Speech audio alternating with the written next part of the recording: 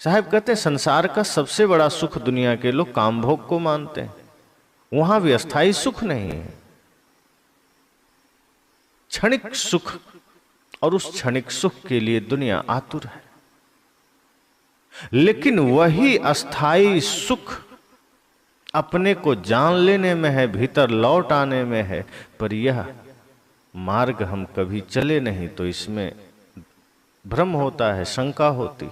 संसार को हमने जाना है तो संसार में जो सबसे बड़ा सुख है आदमी उसके लिए प्राण गंवाने को तैयार है, उसके लिए सर्वस्व न्यौछावर करने को तैयार है। बाहर के सारे ऐश्वर्य में क्षणिक सुख है, तत्कालिक, अल्पकालिक,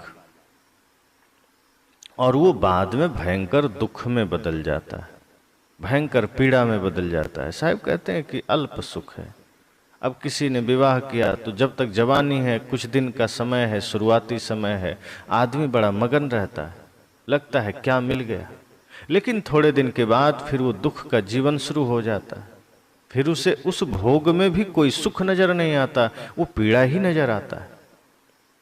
क्योंकि सच तो यह है कि वो अस्थाई नहीं है, और जो सुख अस्थाई नहीं है वो सिर्फ दुख का ही कारण है। और बाहर जहां भी सुख की तलाश है, साहब कहते हैं वो सब अस्थाई नहीं है, सब क्षणभंगुर है, अल्पकालिक है।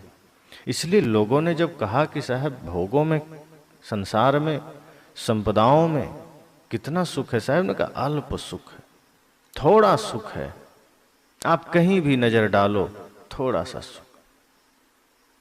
किसी को लगा कि अभी जमीन पर बैठते हैं कि बढ़िया कुर्सी ले जाएंगे, बड़ा सुख मिलेगा, अब बाजार से कुर्सी खरीद लाया, तो जब नया नया लाया तो उसमें बैठा, लेकिन कितना देर बैठेगा। शुरू के कुछ देर उसको बड़ा सुख मिला, लेकिन कोई कहे कि अब तुम्हें 24 घंटा इससे उठना ही नहीं है तो कुर्सी दुख का कारण बन जाएगी। कोई हमेशा नहीं बैठ सकता।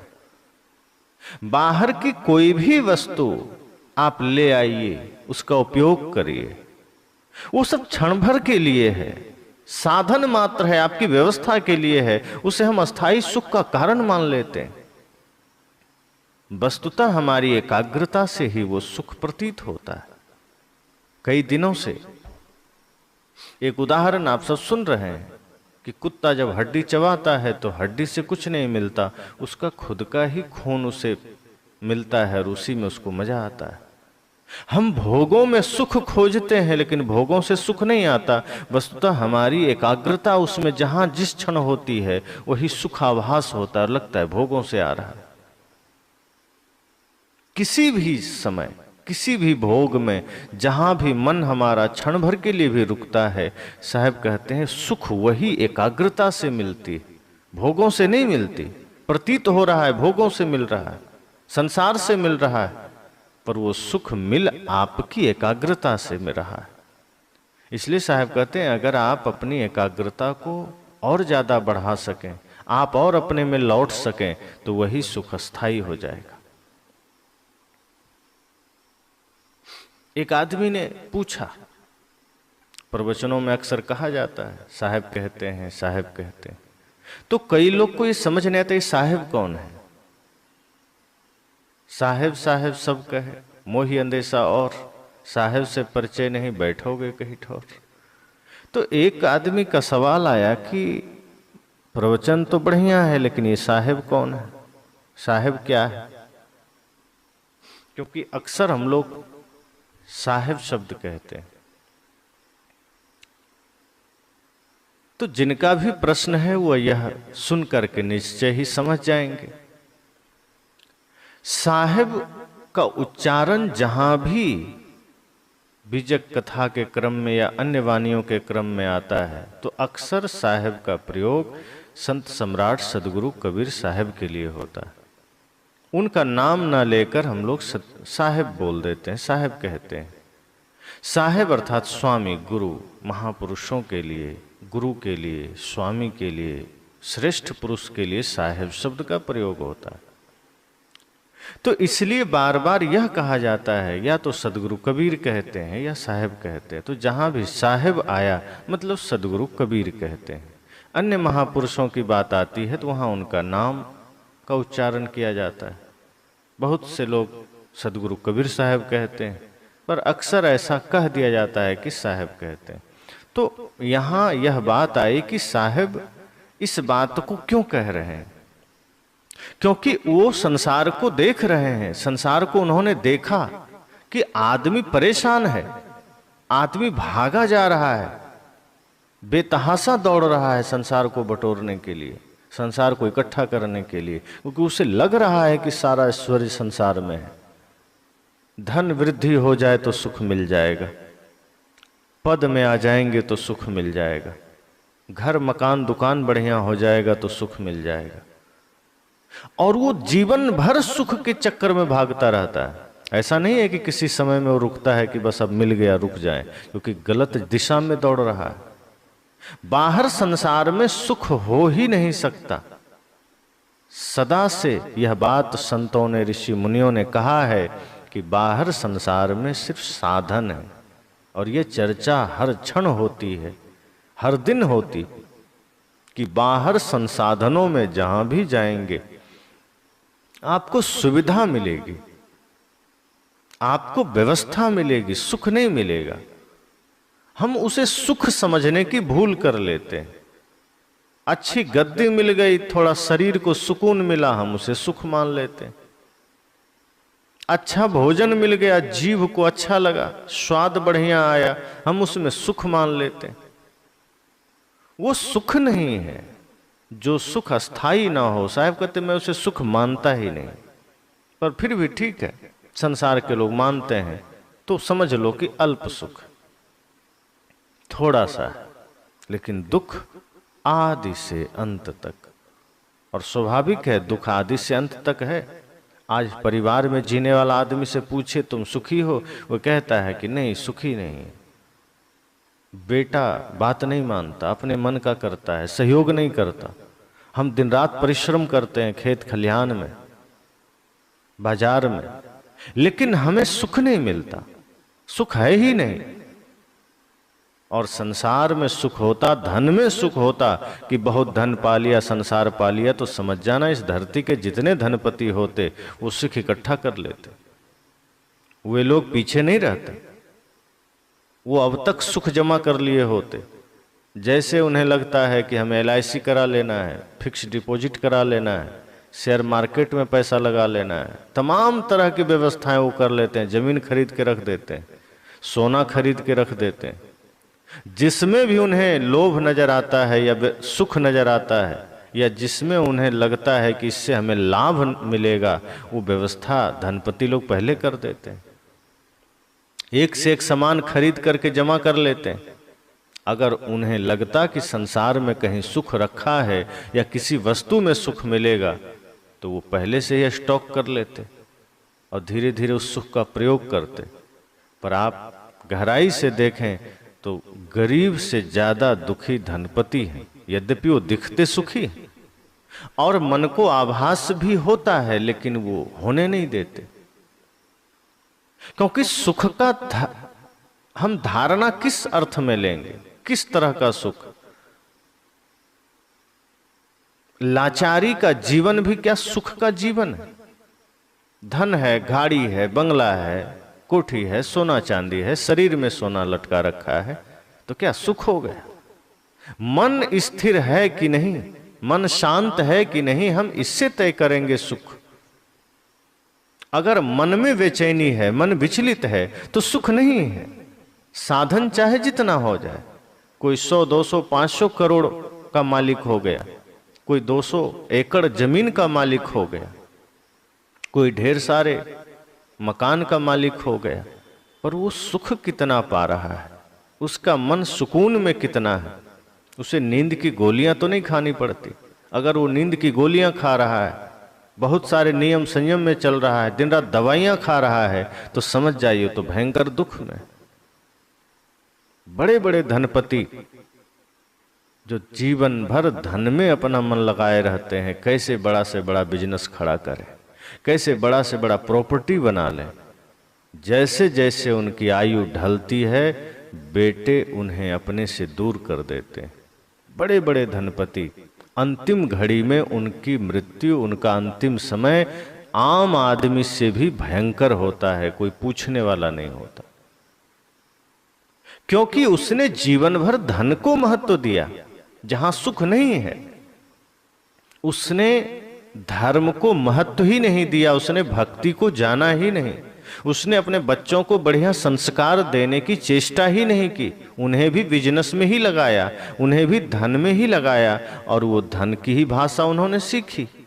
इसलिए जब अंतिम समय आ गया, जब लाचारी का समय आ गया, शरीर अस्वस्थ हो गया, तो वही बच्चे वहां भी बिजनेस कर जाते हैं, पिता के साथ राजनीति कर जाते हैं। वे कहते हैं कि तुमने मुझे बिजनेस ही सिखाया है, तुमने मुझे धन कमाने का रास्ता ही बताया है, तो अब मैं धन छोड़कर तुम्हें कैसे देखूं? वो संस्कार तो तुमने दिया नहीं कि माता पिता, गुरु, भाई, बंधु ही असली धन है जीवन के।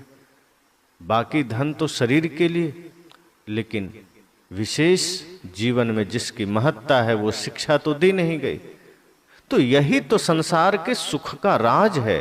साहब ने कहा, जिसे तुम भयंकर महान सुख मानते हो वो क्षणिक है, थोड़ा है और कुछ समय के लिए है। और इसको प्रत्यक्ष आप देख सकते हैं संसार में। आप जहां भी नजर डालिए, सारा सुख निकलता चला जा रहा है। बचपन का एक अलग सुख था। जब हम बचपन में थे तो बचपन को याद करिए तो लगता है कितना सुख का समय था, पर क्या रुका? निकल गया, अस्थाई नहीं था। बचपन से किशोरावस्था में आए, ध्यान करिए कितना सुख लगता था, खेल कूद यहां वहां, लेकिन वो भी हाथ में नहीं रहा, वो सुख भी अस्थाई नहीं था। जवानी के राग रंग में कदम रखे, कुछ समय के लिए कितना सुख मिला, लेकिन धीरे से वो सुख भी विदा हो गया, अस्थाई सुख नहीं था। साहब कहते हैं, संसार में किसी भी रूप में, किसी भी अवस्था में, किसी भी समय में आप सुख खोजें, वो सब थोड़ा ही है, सब क्षणिक ही है, स्वप्नवत के समान है। जब तक सपने में है तो आप न जाने क्या क्या हैं, पर आंख खुली सब गायब। इसी तरह इस वर्तमान जीवन में है, सपना ही है। कब आंख खुले, अर्थात कब मृत्यु आए और सारा सपना टूट जाए, कोई नहीं जानता।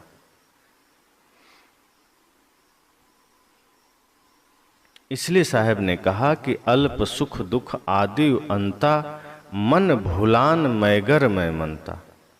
उन्होंने कहा मन भुलान, मन भूला हुआ है, कैसा? मैगर। मैगर साहब ने हाथी को कहा। मैगर मैं मनता मतलब उन्मत्त। तो मनुष्य का मन एक उन्मत्त हाथी की भांति संसार के ही सुखों में भूला हुआ है। जैसे हाथी उन्मत्त हो जाए, पागल हो जाए तो किसी की नहीं सुनता वो, फिर वो किसी का ध्यान भी नहीं रखता, फिर वो अपने मालिक को भी रगड़ के मार देता है, फिर वो बहुत विनाश करता है। साहब कहते हैं ये मन तुम्हारा हाथी के समान उन्मत्त हो गया, पागल हो गया, और इसे गुरु संत की वाणी समझ में नहीं आती। कितना भी कह लो, वो संसार में ही सुख तलाशता है और उसी में पागल बना विचरता रहता है, उसी में पागल बना घूमता रहता है, लेकिन मिलता कुछ नहीं। तलाश तो खूब करता है, प्रयास तो खूब करता है, पर प्राप्त कुछ भी नहीं करता। दौड़ता तो बहुत है, पहुंचता कहीं नहीं। जैसे कोल्हू का बैल, चलता तो बहुत है, पहुंचता कहीं नहीं। किसी ने कहा था कि आदमी अगर मेहनत करे और श्रम करे, चलता रहे, तो धरती तो क्या चांद तक पैदल जा सकता है, लेकिन लक्ष्य सही होना चाहिए। अगर दलदल में ही चक्कर काट रहा है तो सातों जन्म में कहीं नहीं पहुंच पाएगा। कोल्हू का बैल एक ही जगह में घूमता रहता है, अगर वो सीधा चले तो हमें लगता है हजारों किलोमीटर चल जाए, लेकिन एक ही जगह घूम रहा है तो मिलता कुछ भी नहीं है। वो परिधि का चक्कर काट रहा है, केंद्र में कभी आ ही नहीं पाता। हमारा मन भी संसार रूपी परिधि का चक्कर काट रहा है, बाहर की यात्रा में मन लगा है, परिधि परिधि में दौड़ रहा है, स्वयं में लौट आना, केंद्र में लौट आना है। लेकिन हम कभी स्वयं में लौटते कहाँ हैं? हम बाहर बाहर दौड़ते हैं, बाहर बाहर तलाशते हैं, बाहर खोजते हैं, बाहर ही प्रयास करते हैं कि यहीं से काम बन जाए। भीतर कोई परिवर्तन करना पड़े, भीतर कोई बदलाव करना पड़े, हम चेष्टा नहीं करते हैं। हमारा मन हाथी की तरह पागल बना घूम रहा है, संसार में ही सुख तलाश कर रहा है। कभी थोड़ा सुख मिल गया तो उसके बदौलत हम और ज्यादा प्रयास करते हैं। ये नहीं सोचते कि मन थोड़ा शांत हुआ था तो सुख मिला। अगर ध्यान के द्वारा हमने मन को परम शांत कर लिया तो अस्थाई सुख मिल जाएगा।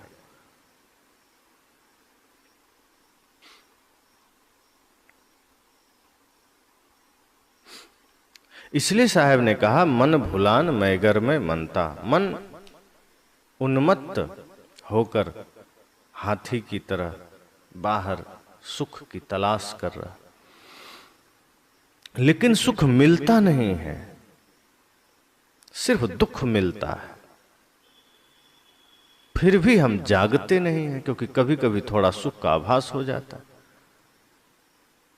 कई चित्रण संत लोग बताते हैं, जैसे किसी पेड़ की डाल पर कोई आदमी लटका हो, एकदम खाई में, नीचे अजगर हो, जहरीले सांप हो, और ऊपर मधुमक्खी के छत्ता से शहद टपक रहा हो, तो वो आदमी देख रहा है कि मीठा मीठा शहद गिर रहा है, उसी को मुख में वो धीरे धीरे ले रहा है।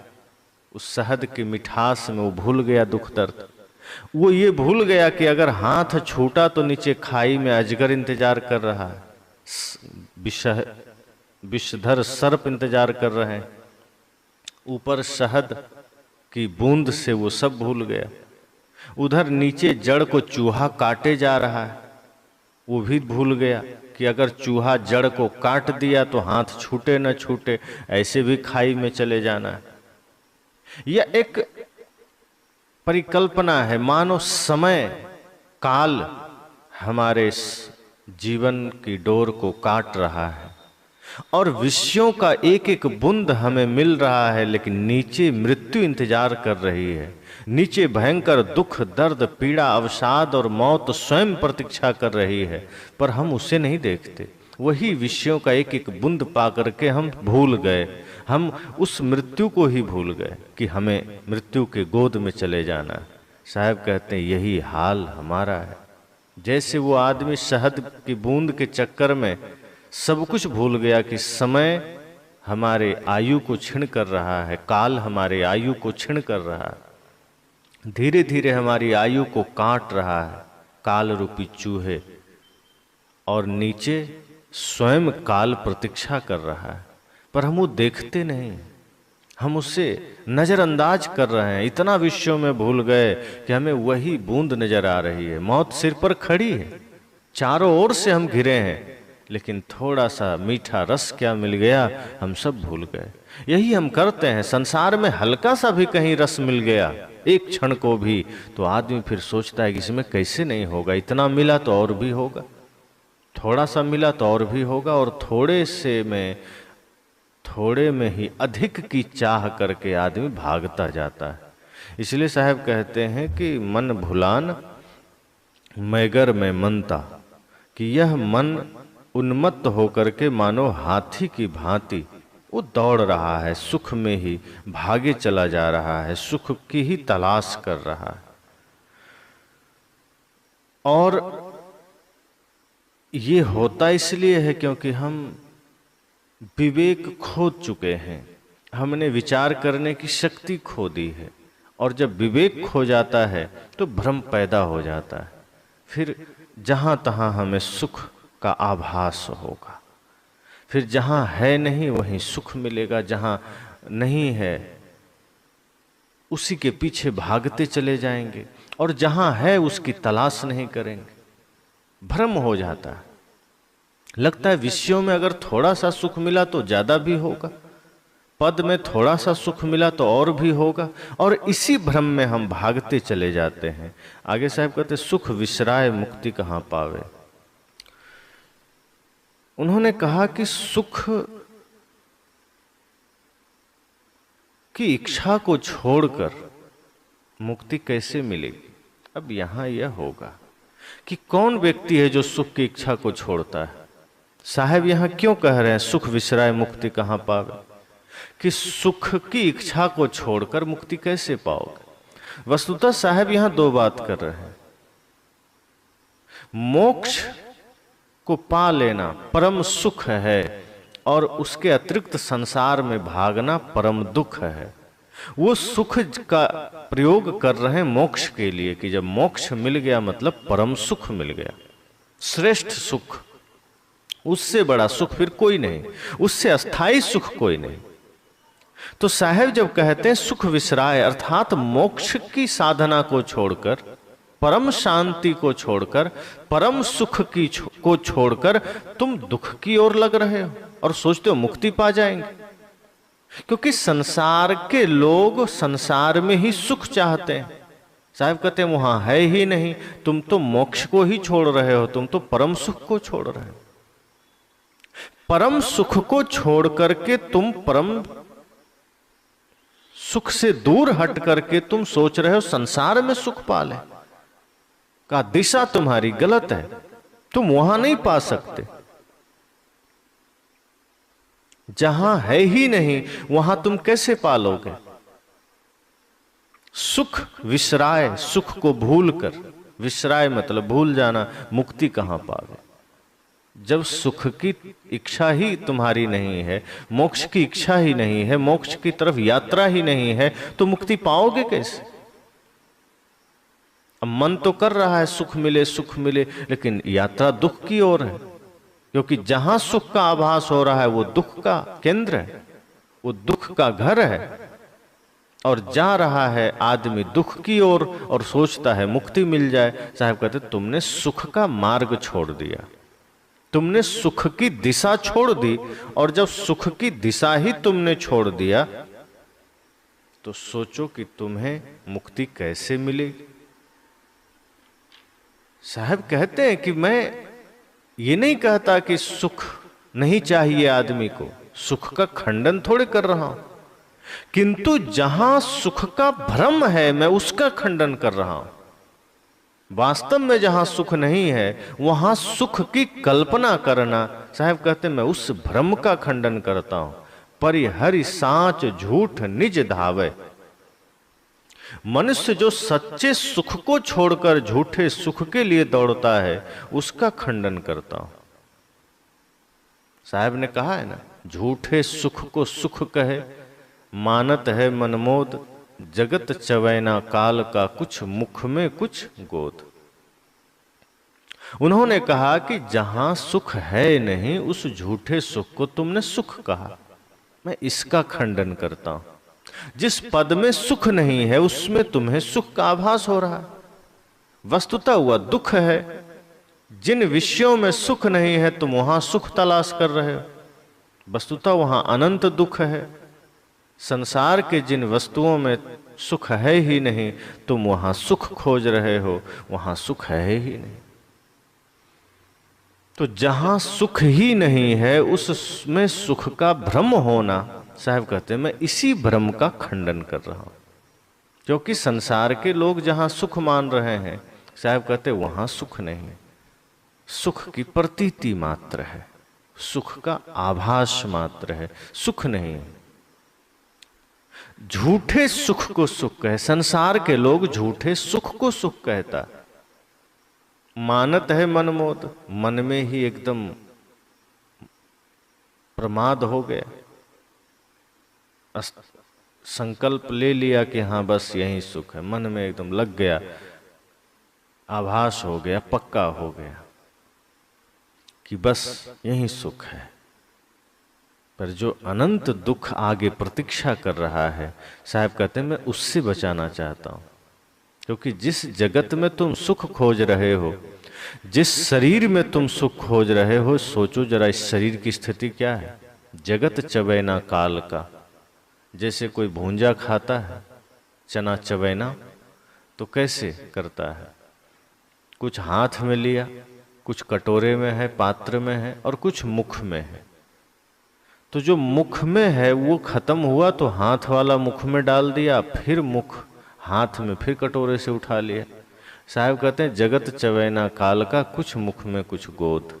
जैसे गोद में कटोरा रख कर खा रहे हैं, तो मुख में कुछ काल ने समस्त संसार के जीवों को कुछ को मुख में डाल लिया है, कुछ प्रतीक्षा में खड़ा है, उसको डालने जा रहा है।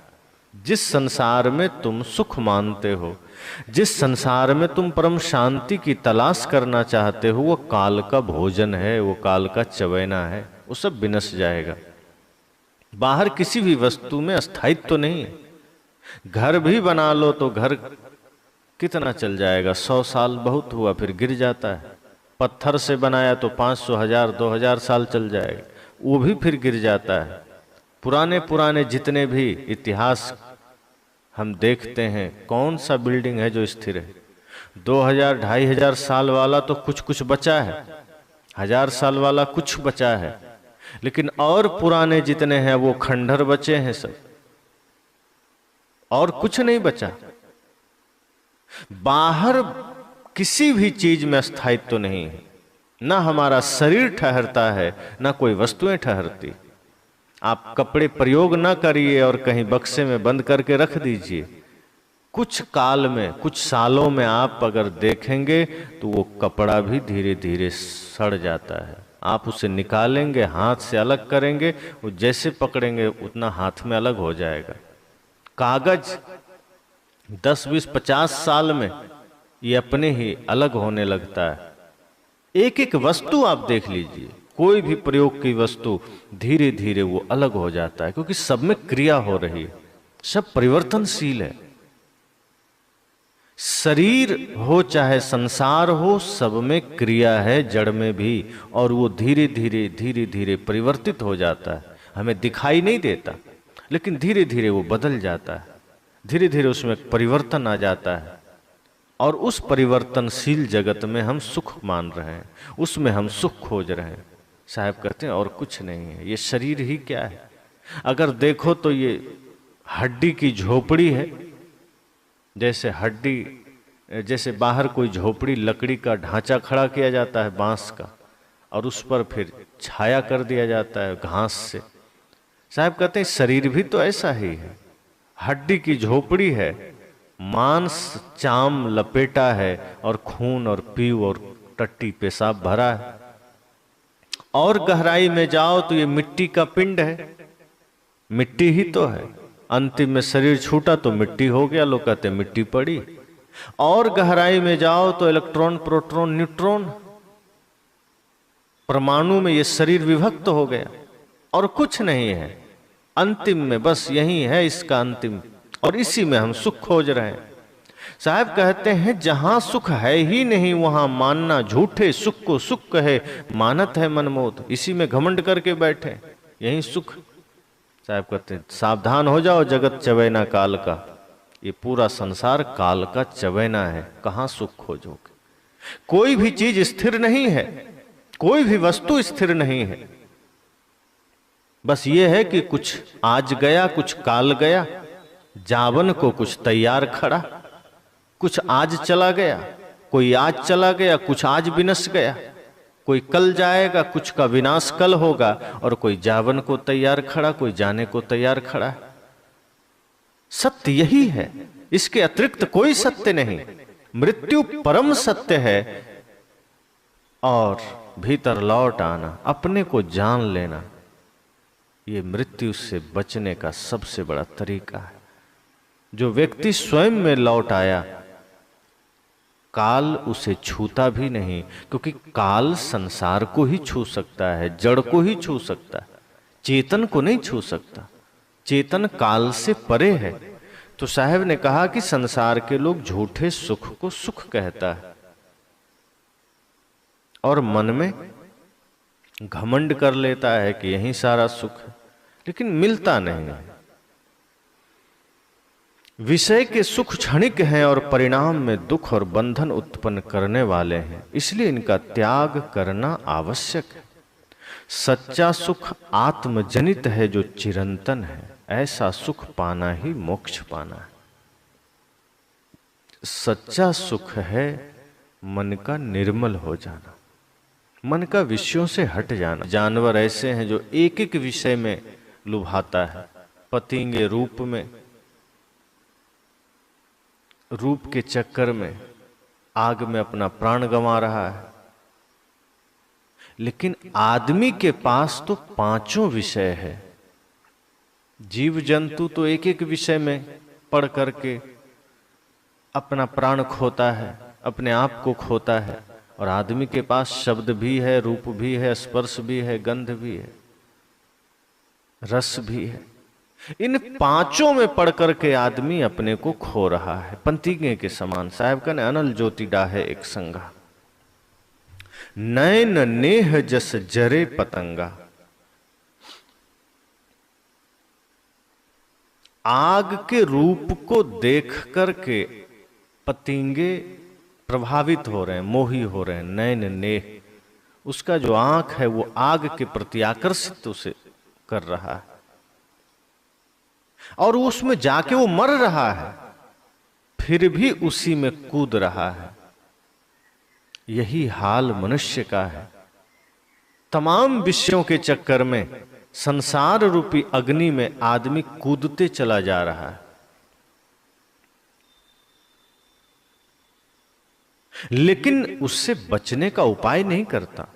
साहब कहते हैं कि पतंगों के पंख जल रहे हैं, प्राण निकल रहे हैं, परंतु वे उससे हटने की अपेक्षा उसमें और चिपक कर जल मरते हैं। मोहग्रस्त संसारियों की यही दशा है। मोह माया और विषय वासनाओं में अपना पतन देखते हुए भी उनसे दूर होने की अपेक्षा दिनों दिन उन्हीं में चिपकते जाते हैं और अपने आप को अंधकार में डुबाते जाते हैं। हम जितना संसार में भागते हैं, जितना गहरे उतरते हैं, हम उतना फंसते चले जाते हैं, उतना हमें कोई रास्ता नहीं मिलता। हम और अंधेरे में समा जाते हैं, कल्पनाओं में समा जाते हैं। अनल ज्योति डाहे एक संगा, नैन नेह जस जरे पतंगा। साहब कहते हैं इस वजह से संसार के लोग भयंकर दुख में और ज्यादा चला जा रहा है। कहीं रूप के चक्कर में मर रहा है, कहीं रस के चक्कर में, कहीं गंध के चक्कर में कि अच्छी सुगंध आ रही है, सब कुछ भूल कर उधर ही दौड़ पड़ता है। कहीं बढ़िया किसी चीज में रस में आ रहा है तो उसी की आदत लगा लेता है। स्पर्श के सुख में मन को लगा लिया, शब्द के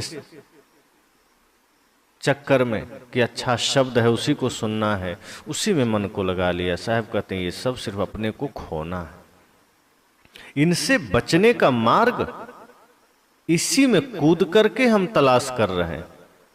दुखों से बचने का मार्ग हम दुख में ही डुबकी लगाकर करना चाहते हैं। और जब तक हम दुख को समझेंगे नहीं, जब तक हम अपने बंधन को समझेंगे नहीं, जब तक हम अपनी पीड़ा को समझेंगे नहीं, तब तक हमें सुख का कोई स्रोत नजर नहीं आएगा। तब तक हमें जीवन का कोई स्रोत नजर नहीं आएगा। तब तक समझो हम मृत्यु में जा रहे हैं। और एक दिन ऐसी मृत्यु घटित होगी कि सदा सदा के लिए हम ये मनुष्य शरीर का अवसर खो देंगे, फिर न जाने कब मौका मिले। इसलिए साहब कहते हैं कि इससे बचने का तरीका क्या है। लोगों ने पूछा कि साहब इतना भयंकर दुख संसार में है, इतनी पीड़ा संसार में है, कोई रास्ता तो होगा बचने का। साहब कहते हैं करहु विचार जो सब दुख जाई। साहब ने कहा कि विचार करने से सारा दुख चला जाएगा।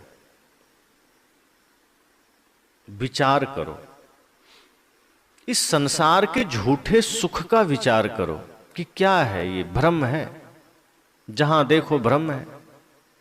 शरीर की सत्यता को देखो, जगत से अपने संबंधों को देखो, रिश्ते नातों को देखो, सब माया रूप है। जितना अधिक विचार करोगे, जितना अधिक विचार की गहराई में उतरोगे, दुख से बचोगे। विचार नहीं करते हैं, बिना विचार के हम जीते चले जाते हैं, इसलिए हर जगह हम फंसते हैं। बिना विचारे जो करे सो पाछे पछताए, बोया पेड़ बबूल का तो आम कहां से खाए। जब बबूल का पेड़ बो रहे थे, विचार कर लेते कि बबूल का पेड़ बो तो रहे हैं, पर मिलेगा क्या, फल तो नहीं मिलेगा, कभी कांटा गड़ सकता है। लेकिन तब विचार नहीं किया और बबूल का पेड़ बो दिया। आगे चल के कांटा मिल रहा है।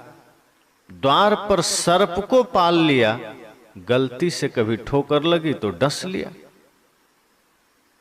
साहब कहते तुमने विचार नहीं किया, दरवाजे पर बबूल का कांटा बो रहे हो, बेर का कांटा बो रहे हो। अरे विचार करता आम का फल लगा लेते।